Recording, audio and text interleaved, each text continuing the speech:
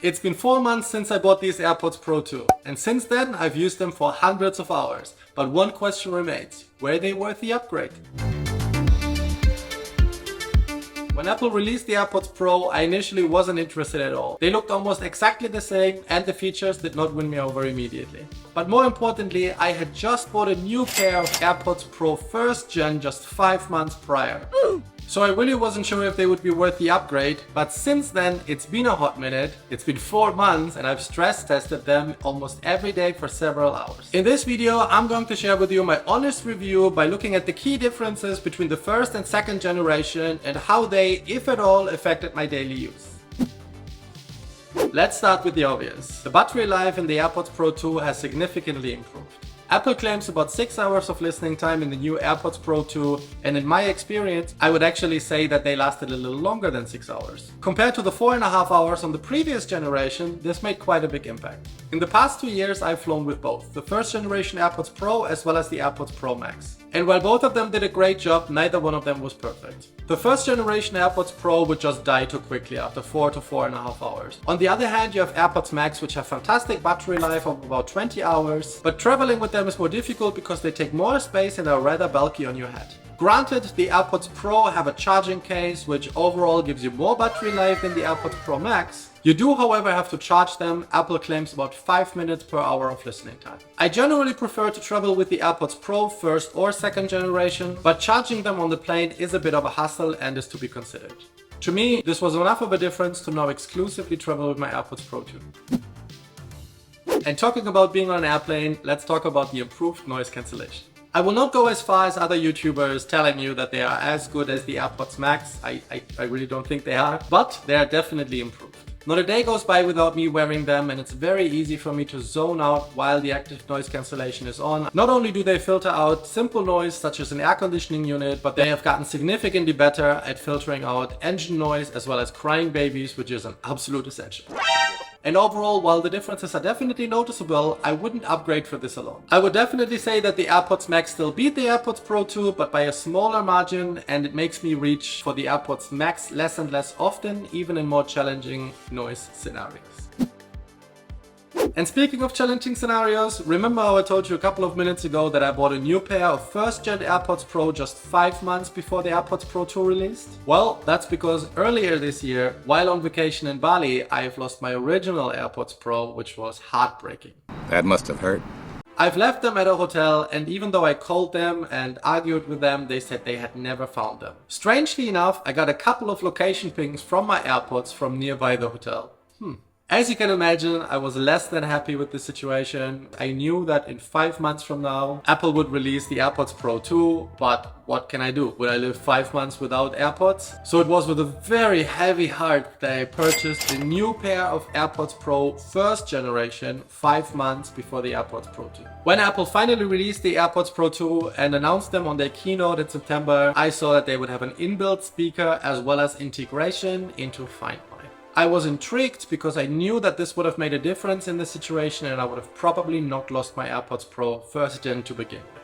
But after 4 months of owning them now, I can tell you that it's much less about actually losing your AirPods and much more about misplacing them.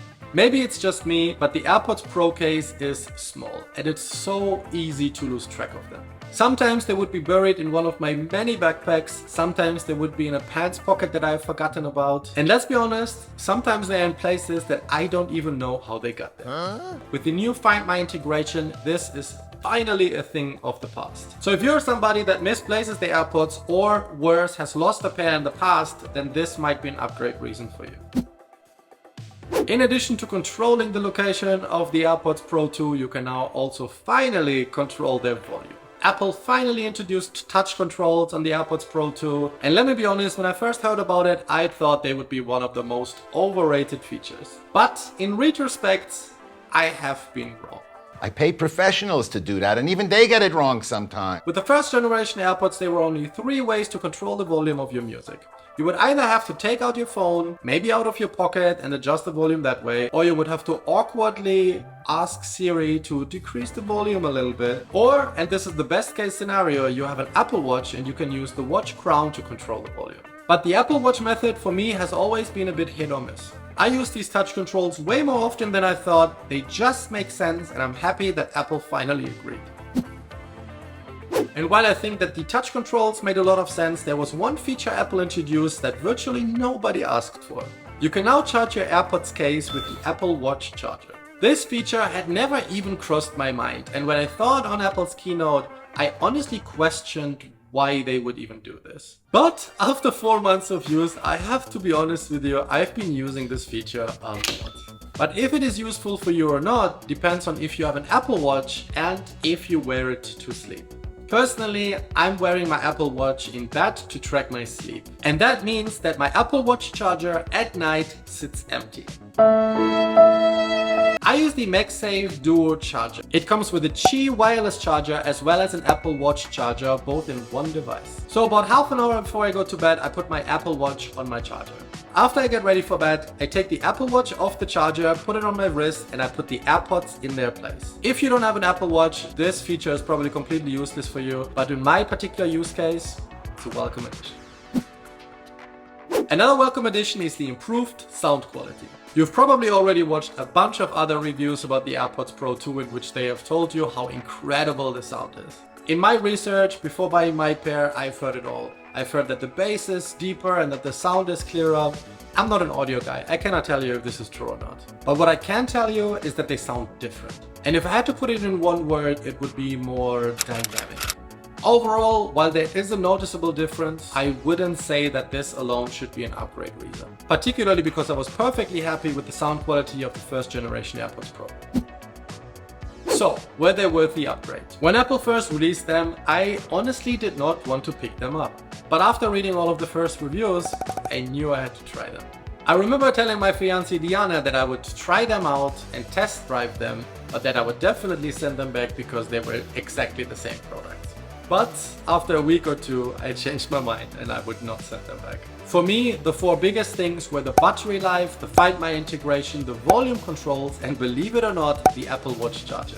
The improved noise cancellation as well as sound quality are both great, so is the adaptive transparency mode from Apple, but none of these features would have made me upgrade in the first place. The feature that stands out above everything is the FindMy integration. I cannot count the amount of time that I have saved not searching for my AirPods. Maybe I'm just a messy guy, maybe this is just me, but for me this made a world of a difference. So if you find yourself looking for your AirPods all the time, then this alone may be worth it for you. That said, if you currently have a pair of AirPods Pro first generation and you think they serve you well, then absolutely do not feel the need to upgrade. I was perfectly content with my first gens and I would still be if I hadn't tried out the second gens.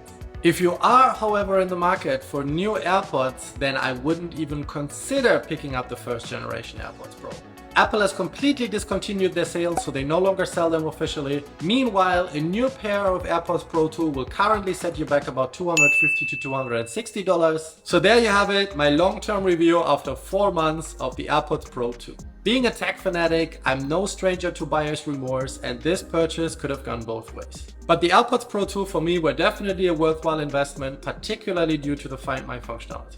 And I honestly cannot wait for AirPods Pro 3 to see what new features we'll get there. Personally, I would love the next AirPods Pro to be water resistant so I can finally swim in the pool with AirPods. Is that weird? Anyway, I hope that this video helped you make a purchase decision. If you've made it to the end of this video, thank you very much for watching. I'm just starting out on YouTube and every view and subscribe counts. So if you got anything out of this video, consider liking this video and subscribing to my channel. Thank you very much. Once again, thank you very much for watching. Until next time, I gotta bounce. Bye!